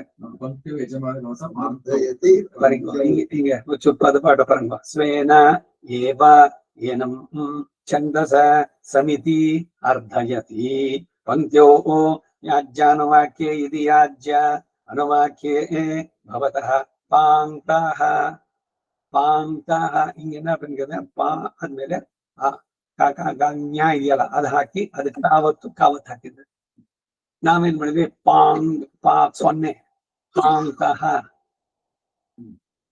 ಈಗ ನಿನ್ನೆ ಮೊನ್ನೆ ಯಾವಾಗ್ಲೂ ಹೇಳಿದೆ, ಇಲ್ಲ ಇನ್ಯಾವುದೋ ಉಪನ್ಯಾಸದಲ್ಲಿ ಈ ಪರ್ಯೂಷಿತ ಪದ ಒಂದು ಇಟ್ಕೊಳ್ಳಿ. ಪರ್ಯೂಷಿತ ಅಂದ್ರೆ ಏನು? ಅಳಸಿದ್ದು ಅಂತ. ಪರ್ಯೂಷಿತ ಅಂದ್ರೆ ಅಳಸಿದ್ದು. ಶರೀರ ಒಂದ್ ದಿವಸ ಇಟ್ಬಿಟ್ಟು ಇದ್ರಲ್ಲಿ ಮಾರಿಟ್ ಅವ್ರು ಬರ್ಬೇಕು ಅಮೆರಿಕಾದಿಂದ ಆಸ್ಟ್ರೇಲಿಯಾದೆಲ್ಲ ಇಟ್ರೆ ಶವ ಅಳಸ್ತು ಅಂತ. ಪರ್ಯೂಷಿತ ಪ್ರಾಯಶ್ಚಿತ್ತ ಮಾಡ್ಬೇಕು. ಈಗ ಪರ್ಯೂಷಿತ ಅನ್ನೋ ಪದ ಹಿಂಗ್ ಬರೆಸ್ತೀರಿ? ಪ ಯಾಕೊಂಬ ಯು ಅರ್ಥ ಬಂತು ಪರ್ಯೂಷಿತ. ಸರಿ. ಇನ್ನೊಂದು ಪ ರಾ ತಲ್ಕೊಟ್ಟು ರಾಕೊಂಬರು ಅದಕ್ಕೆ ಯಾವತ್ತು ಪರ್ಯು ಮೊದಲಿಂದು ಅರ್ಕಾಲ ತಗೋದ್ ಸರಿ. ಇನ್ನು ಈ ತಮಿಳ್ನವರು ಕನ್ನಡ ತಮಿಳ್ಗೆ ಇದಕ್ಕೆ ದಿವ್ಯ ಪ್ರಬಂಧ ಇದಕ್ಕೆ ಹಾಕೋದ್ರಲ್ಲಿ ಏನ್ ಮಾಡ್ತಾರೆ ಅಂದ್ರೆ ಪರ್ ರಾಕೆ ಅರ್ಧಾಕ್ಷರ ಪರ್ ಯುಷಿತ. ಇದು ತಮಿಳ್ನವ್ರ ಇನ್ಫ್ಲೂಯೆನ್ಸ್ ನಲ್ಲಿ ಬರುವಂತದ್ದು. ಇಟ್ ಈಸ್ ರಾಂಗ್ ಆ ರೀತಿ ಬರೆಯೋದು. ಪರ್ ಯುಷಿತ ಪರ್ಯುಷಿತ ಯಾಕೊಂಬೋ ಯು ಅರ್ಕಾವತ್ತು. That is the right way. ಪರ್ಯುಷಿತ ಅರ್ಕಾವತ್ತು ಉಪಯೋಗಿಸೋದು. ಯಾ ಇಕ್ಕರ್ನ ಅವ ಎನ್ನ ಪண்றாங்க ಎಲ್ಲ ಕಟ್ பண்ணிಂದು ಅಲ್ಲ. ಇದು ಇಂಗ್ಲಿಷ್ ಆಲ್ಫಾಬೆಟ್ಸ್ ಇದೆಯಲ್ಲ ಆ ತರ ಪಕ್ಕದಲ್ಲಿ ಬರಿಬೇಕಾದ್ರೆ ಹಿಂಗ್ ಬರೀತಾರೆ. ಸಮೃದ್ಧಿ ಹಿಂಗ್ ಬರೀತಾರ ಅವರು. ಸಾ ಮ್ ಮತ್ತೆ ಇನ್ನೊಂದು ಮೂ ಆಮೇಲೆ ರು ಒತ್ತಕ್ಷರಗಳಿಲ್ಲ. ತಮಿಳ್ನಲ್ಲಿ ಬರೋದು ಇದು. ಅದೇ ರೀತಿನಲ್ಲಿ ಈಗ ಪರ್ ಯುಷಿತ ಅಂದ್ರೆ ಪರ್ ಯು ಶಿತ ಮುಂದಕ್ಕೆ ಈ ತರ ಬರೋದು. ಇಲ್ಲಿ ಪಾಂಕ್ತಃ ಯಜ್ಞ ತೇನ ಏವ ಯಜ್ಞಾತ್ ನ ಏತಿ ನೈತಿ. ಪದ ಸಂಧಿಗಳು ಹೆಂಗಾಗತ್ತೆ ಆ ರೀತಿ ಬರುವಂತ ಪದಪಾಠದಲ್ಲಿ ಇವುಗಳ ಇದು ಬರುವಂತ. ಆಯ್ತಾ? ಇವಾಗ 2 ಸಲ ಆಯ್ತು. ಅಡಿವರೆಗೂ ಸವಿತರ್ದೇವಾ ಯಜ್ಞಮುಷಃ ಸರ್ವ ದೇವತಾಸ್ತಿ ಚತ್ವಾರಿಗಂ ಶಚ್ಚ.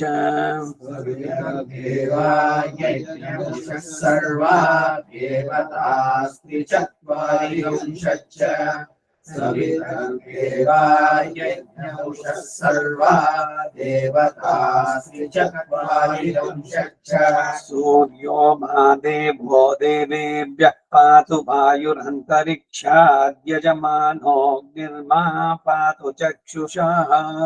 ಸೂರ್ಯೋ ಮಾ ದೇವೋ ದೇವೇಭ್ಯಃ ಪಾತು ವಾಯುರಂತರಿಕ್ಷಾದ್ಯಜಮಾನೋऽಗ್ನಿರ್ಮಾ ಪಾತು ಚಕ್ಷುಷಃ.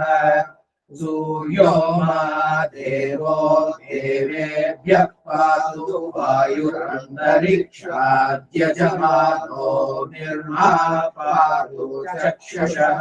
ಸಕ್ಷೂಷ ಸವಿತರ್ವಿಶ್ವಚರ್ಷಣ ಏತೇಭಿಃ ಸೋಮ ನಾಮಭಿರ್ವಿಧೇಮತೆ.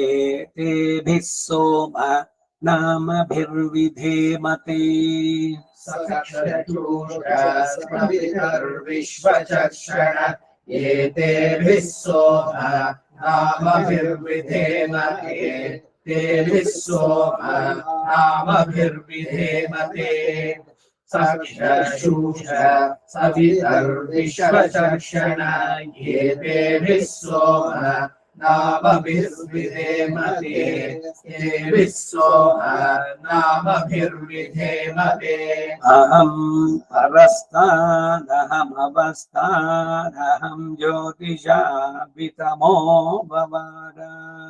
ಅಹಂ ಪರಸ್ತಾದಹಮವಸ್ತಾದಹಂ ಜ್ಯೋತಿಷಾಭಿತಮೋ ಭವಾರ. ಅಹಂ ಪರಸ್ತಾದಹಮವಸ್ತಾದಹಂ ಜ್ಯೋತಿಷಾಭಿತಮೋ वितमो ववार यदहन्तरिक्षं तदु मे पिता भूदहगम् सूर्यमुभयतो ददर्शाहम् भूयासमुत्तमः समानाना मा समुद्रादान्तरिक्षात् प्रजापतिरुदधिं च वयातीन्द्र प्रस्नौतु मरुतो वर्षयन्तोन्नं भय पृथिवीं भिन्दीदं दिव्यं नभः यदन्तरिक्षं तदु मे पिता भूदहगम् सूर्यमुभयतो ददर्शाहम् भूयासमुत्तमः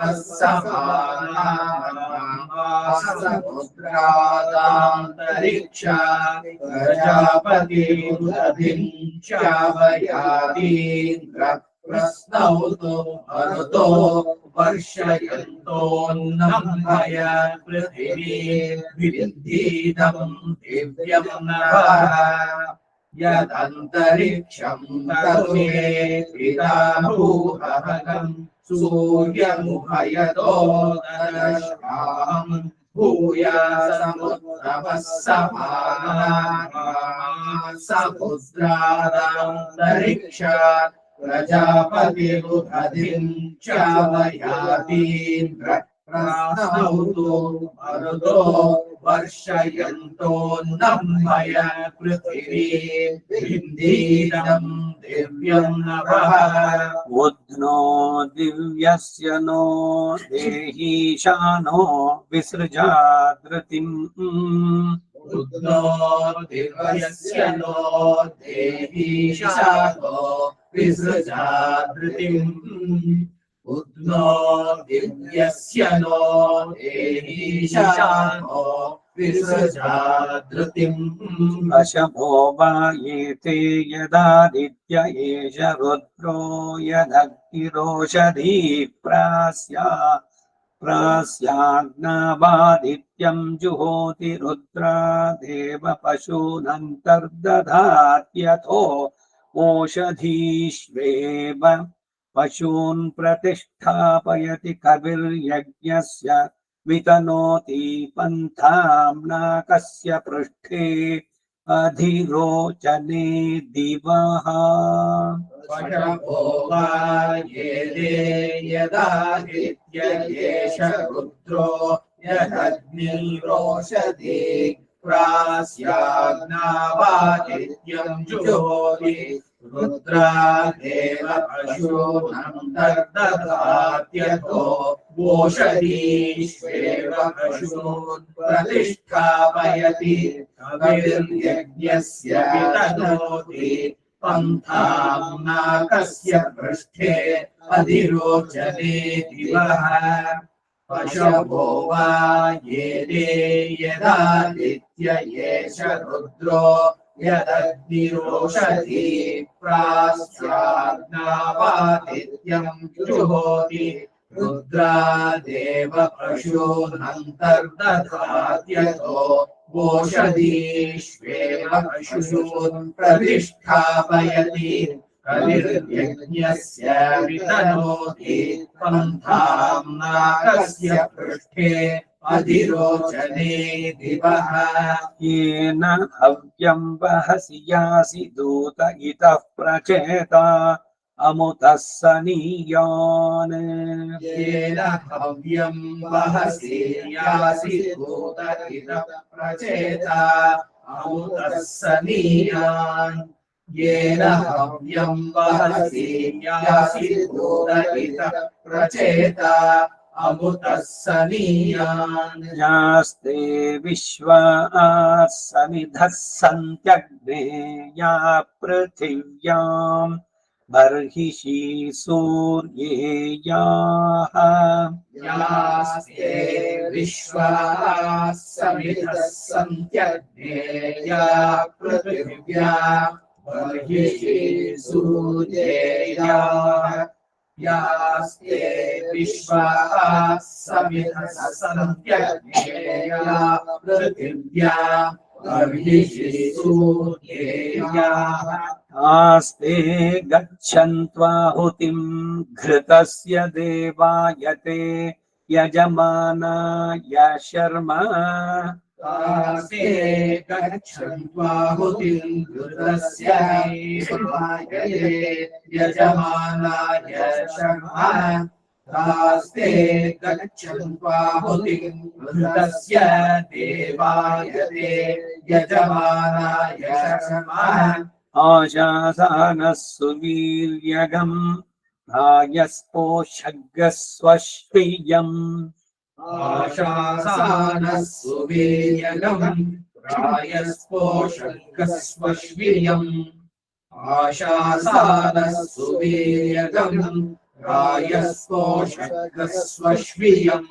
बृहस्पतिना राया स्वगाकृतो मह्यम् यजमानाय तिष्ठ बृहस्पतिना राया स्वगाकृतो मह्यम् यजमानाय तिष्ठ बृहस्पतिना राया स्वगाकृतो मह्यम् यजमानाय तिष्ठ समानानामोषधीष्वेव पशून् मह्यम् यजमानायैकञ्च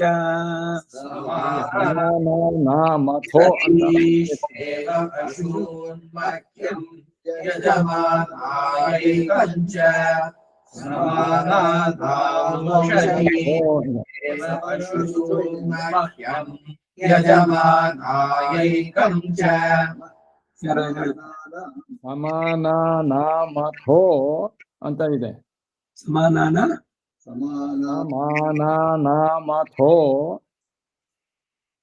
ಅಥೋ ಅಥೋ ಬೇಡ, ಸಮಾನಾನಾಮೋಷಧಿ ಇದರಲ್ಲಿ ಸೆಕೆಂಡ್ ಎಡಿಷನ್ ಅಲ್ಲಿ ಇದೆ, ನಿಮ್ ಪುಸ್ತಕದಲ್ಲಿ ಅಷ್ಟೇ. ಅಥ ಬೇಡ, ಅದು ಸಮಾನಾನಾಮೋಷಧೀಶ್ವೇವ ಸಮಾನಾನಾಂ ಓಷಧೀಶ್ವೇವ ಓಷಧೀಷು ಏವ समानानामोषधीष्वेव पशून् मह्यम् यजमानायैकञ्च सन्त्वानह्यामि पयसा घृतेन सन्त्वानह्यामि पयसा घृतेन सन्त्वानह्यामि पयसा घृतेन यजुरारण्यक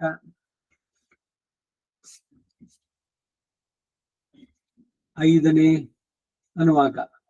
ಬ್ರಹ್ಮನ್ ಪ್ರಚರಿಷ್ಯಾಮಃ ब्रह्मन् प्रचरिष्यामः ब्रह्मन् प्रचरिष्यामः होतर्घर्ममभिष्टुहि होतर्घर्ममभिष्टुहि होतर्घर्ममभिष्टुहि यमायत्वा मखायत्वा यमायत्वा मखायत्वा यमायत्वा मखायत्वा सूर्यस्य हरसे त्वा सूर्यस्य हरसे त्वा सूर्यस्य हरसे त्वा प्राणाय स्वाहा व्यानाय स्वाहा पानाय स्वाहा प्राणाय स्वाहा व्यानाय स्वाहा पानाय स्वाहा प्राणाय स्वाहा व्यानाय स्वाहा पानाय स्वाहा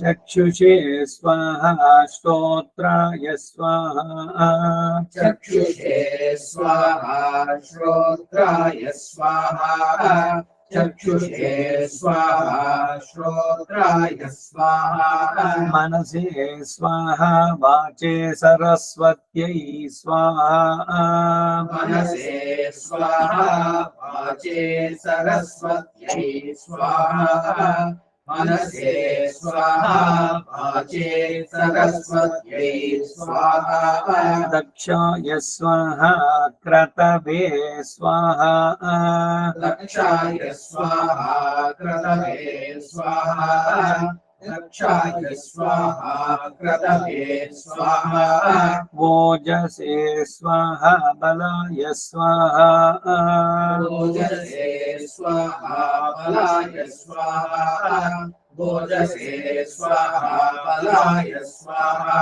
देवस्त्वा सविता मध्वानक्तु देवस्त्वा सविता मध्वानक्तु देवस्त्वा सविता मध्वानक्तु पृथिवीं तपसस्त्रायस्व पृथिवीं तपसस्त्रायस्व पृथिवीं तपसस्त्रायस्व अर्चिरसि शोचिरसि ज्योतिरसि तपोसि अर्चिरसि शोचिरसि ज्योतिरसि तपोसि अर्चिरसि शोचिरसि ज्योतिरसि तपोसि सगं सीदस्व महागम् असि सगं सीदस्व महागम् असि सगं सीदस्व महागम् असि शोचस्व देववीतमः शोचस्व देववीतमः शोचस्व देववीतमः विधूममग्ने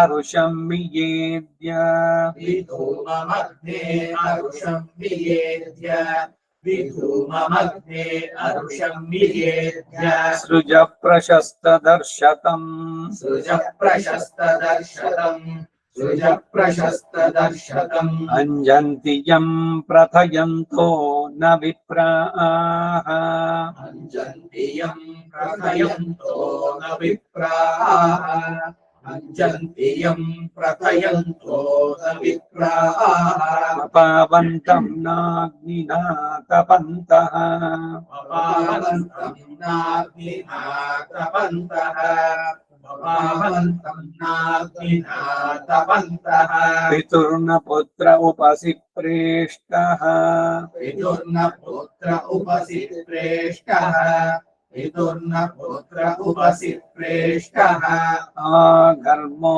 अग्निं मृतयन्न सादीत् आघर्मो अग्निरुदयन्न सादीत् आघर्मो अग्निरुदयन्न सादीत् अनादृश्या पुरस्तात् अनादृश्या पुरस्तात् अनादृश्या पुरस्तात् अग्नेराधिपत्ये अग्नेराधिपत्ये अग्नेराधिपत्ये आयुर्मेधाः आयुर्वेदाः आयुर्वेदाः पुत्रवती दक्षिणतः पुत्रवती दक्षिणतः पुत्रवती दक्षिणतः इन्द्रस्याधिपत्ये इन्द्रस्याधिपत्ये इन्द्रस्याधिपत्ये प्रजामेधाः प्रजामेधाः प्रजामेधाः सुषदा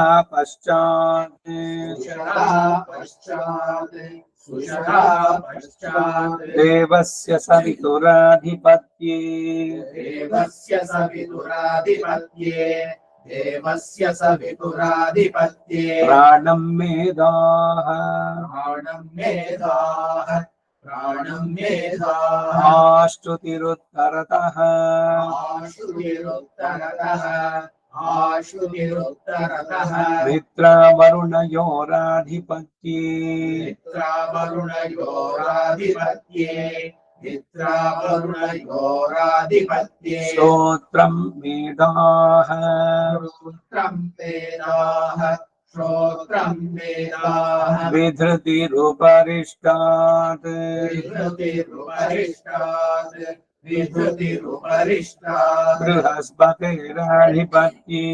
बृहस्पतेराधिपत्ये बृहस्पतेराधिपत्ये ब्रह्ममेधाः क्षत्रं मेधाः ब्रह्मवेदाः क्षत्रं वेदाः ब्रह्मवेदाः क्षत्रं वेदाः तेजो मेधा वर्चो मेधाः तेजो मेधा वर्चो मेधाः तेजो मेधा वर्चो मेधाः यशो मेधास्तपो मेधाः यशो मेधास्तपो मेधाः यशो मेधास्तपो मेधाः मनो मेधाः मनो मेधाः मनो मेधाः मनोरश्वासि भूरिपुत्रा मनोरश्वासि भूरिपुत्रा मनोरश्वासि भूरिपुत्रा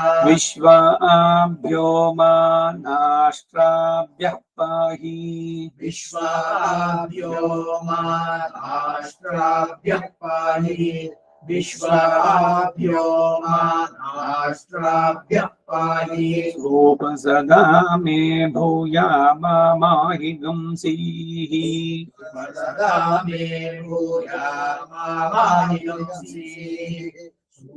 सदा मे भूयामाहिंसीः तपोष्वग्ने अन्तरागम् अमित्रान् तपोष्वग्ने अन्तरागम् अमित्राणे तपोष्वग्ने अन्तरागम् अमित्राणे तपाशगं समररुषः परस्य तपाशगं समररुषः परस्य तपाशगं समररुषः परस्य तपावसोचिकितानो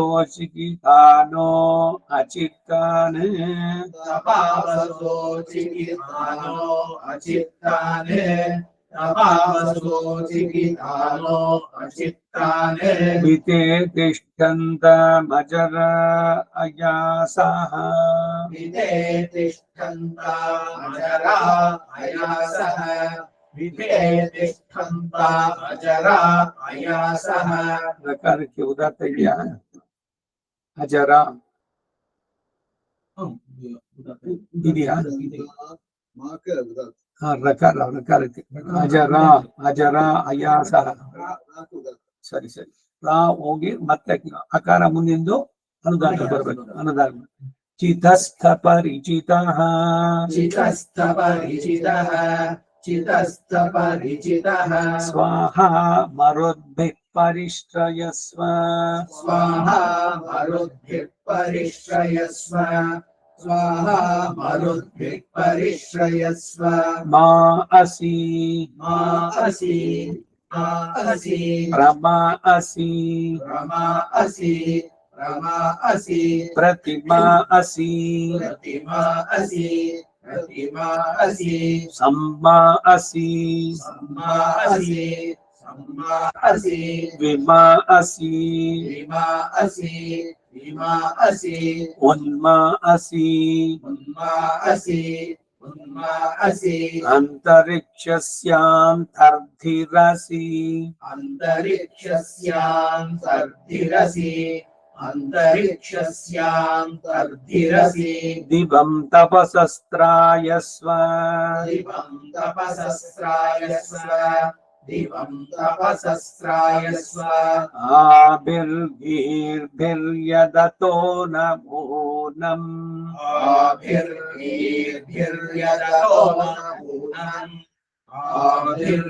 आभिर्भिर्यदतो नूनम् आप्यायय हरिभो वर्धमानः आप्यायय हरिभो वर्धमानः आप्यायय हरिभो वर्धमानः यदा स्तोत्रभ्यो महि गोत्रा रुजासि यदा स्तोत्रभ्यो महि गोत्रा रुजासि यदा स्तोत्रभ्यो महि गोत्रा रुजासि भूयिष्ठभाजो अदते स्याम भूयिष्ठभाजो अधते स्याम भूयिष्ठभाजो अधते स्याम शुक्रन्ते अन्यद्यजतन्ते अन्यत् शुक्रन्ते अन्यद्यजतन्ते अन्यत् शुक्रन्ते अन्यद्यजतन्ते अन्यत् विषुरूपे अहनीद्यौरिवासी विषुरूपे अहनि द्यौरिवासी विषुरूपे अहनि द्यौरिवासी विश्वाहि माया अवसि स्वधामः विश्वाहि माया अवसि स्वधावः विश्वा हि माया अवसि स्वधावः भद्रा ते पूषन्निह रातिरस्तु भद्रा ते पूषन्तिह रातिरस्तु भद्रा ते पूषन्तिह रातिरस्तु अर्हन् बिभर्षि सायक निधन्वा अर्हन् बिभर्षि सायकानिधन्व अर्हन् बिभर्षि सायकानिधन्व अर्हन् निष्कं यजतं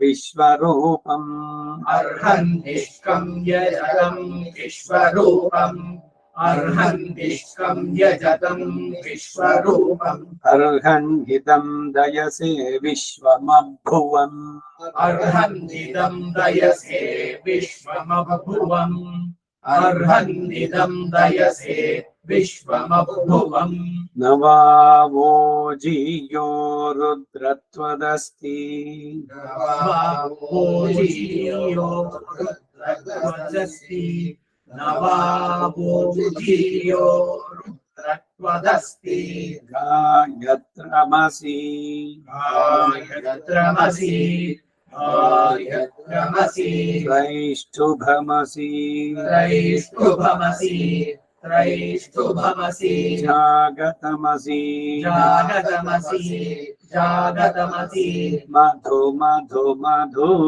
मधु मधु मधु मधु मधु मधु अनक्तसाधीदुत्तरतं पाहि प्रतिमा असि यजतन्ते अन्यज्जागतं मन्ये जागतमस्येकञ्चन अनग्रसादि उत्तरतः पाहि प्रतिमा असि यजतं ते अन्यज्जागतमस्येकञ्च अनग्रसादि उत्तरतः पाहि प्रतिमा असि यजतं ते अन्यज्जागतमस्येकञ्च दश प्राचीर्दश भासि दक्षिणा दश प्राचीर्दश भासि दक्षिणा दश प्राचीर्दश भासि दक्षिणा दश प्रतीचीर्दश भास्युदीचीः दश प्रतीचीर्दश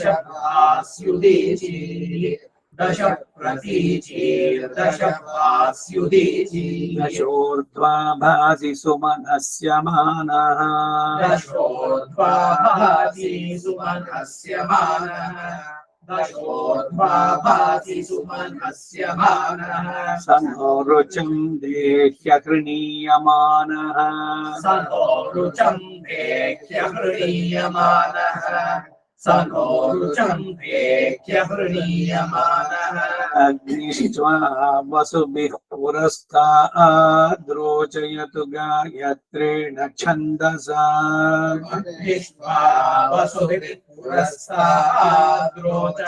गायत्रेण छन्दसा अग्निष्ट्वा वसुभिः पुरस्ताद्रोचयतु गायत्रेण छन्दसा समारुचितो रोचय समारुचितो रोचय समारुचितो रोचय इन्द्रस्त्वा रुद्रैर्दक्षिणतो रोचयतु त्रैष्टुभेन छन्दसा इन्द्रस्त्वा रुद्रैर्दक्षिणतो रोचयतु त्रैष्टुभेन छन्दसा इन्द्रस्त्वा रुद्रैर्दक्षिणतो रोचयतु त्रैष्टुभेन छन्दसा समारुचितो रोचय वरुणस्त्वादित्यै पश्चाद्रोचयतु जागतेन छन्दसा वरुणस्त्वादित्यै पश्चाद्रोचयतु जागतेन छन्दसा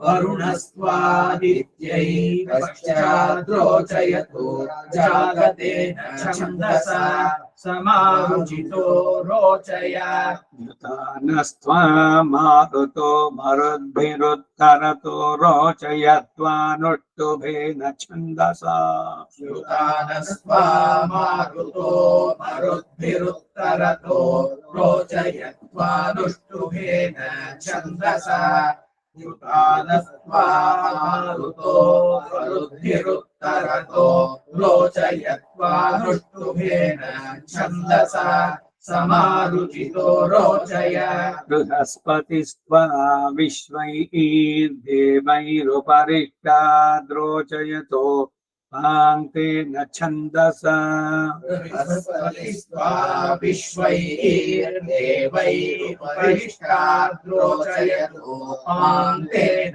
छन्दसा बृहस्पतिस्त्वा विश्वैर्देवैरुपरिष्टाद्रोचयतो पान्तेन छन्दसा समारुचितो रोचय ओचितस्त्वं देवघर्म देवेश्वसी रोचितस्त्वं देवकर्म देवेश्वसि रोचितस्त्वं देवकर्म देवेश्वसि रोचिषीयाहं मनुष्येषु रोचिषीयाः मनुष्येषु रोचिषीयाः मनुष्येषु सम्राट् घर्मरुचितस्त्वं देवेष्वायुष्मागस्तेजस्वी ब्रह्मवर्चस्यसि सम्राट् कर्मरुचितस्त्वं देवेष्वायुष्मागस्तेजस्वी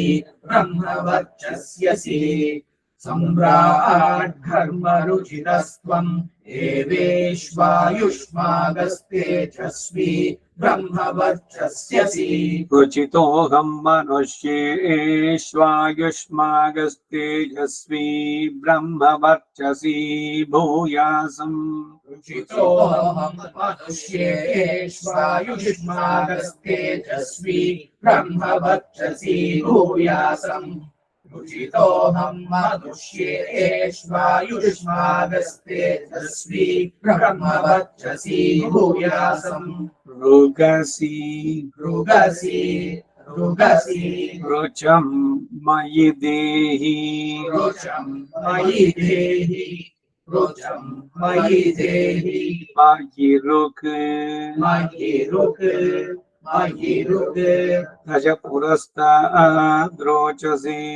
दश पुरस्ताद्रोचसे दश पुरस्ताद्रोचसे दश दक्षिणा दश दक्षिणा दश दक्षिणा दश प्रत्यङ् दश प्रत्यङ् दश प्रत्यङ् दशोदङ् दशोदङ् दशोदङ् दशोर्ध्वभासि सुमनस्य बाणः दशोर्ध्वो भासि सुमनस्य मानः दशोर्ध्वो भासि सुमनस्य मानः सरः सम्राडिशमूर्जं देहि सनः सम्राडिशमूर्जं देहि सनः सम्राडिशमूर्जं देहि वाजिने पवस्व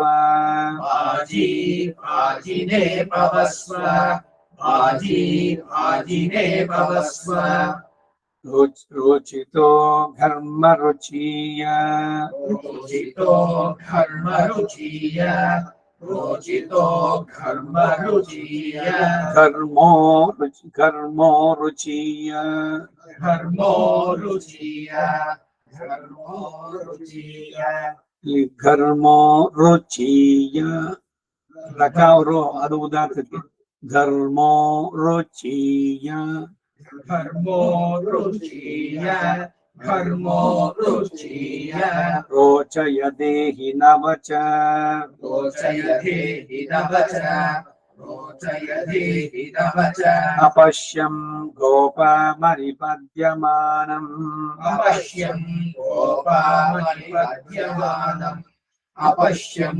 गोपामनिपद्यमानम् नमो ब्रह्मणे धारणं मे अस्त्वनिराकरणं धारयिता भूयासं कर्णयो श्रुतं माच्योढ्वं ममामुष्यवो हरिः ॐ श्रीकृष्णार्पणमस्तु।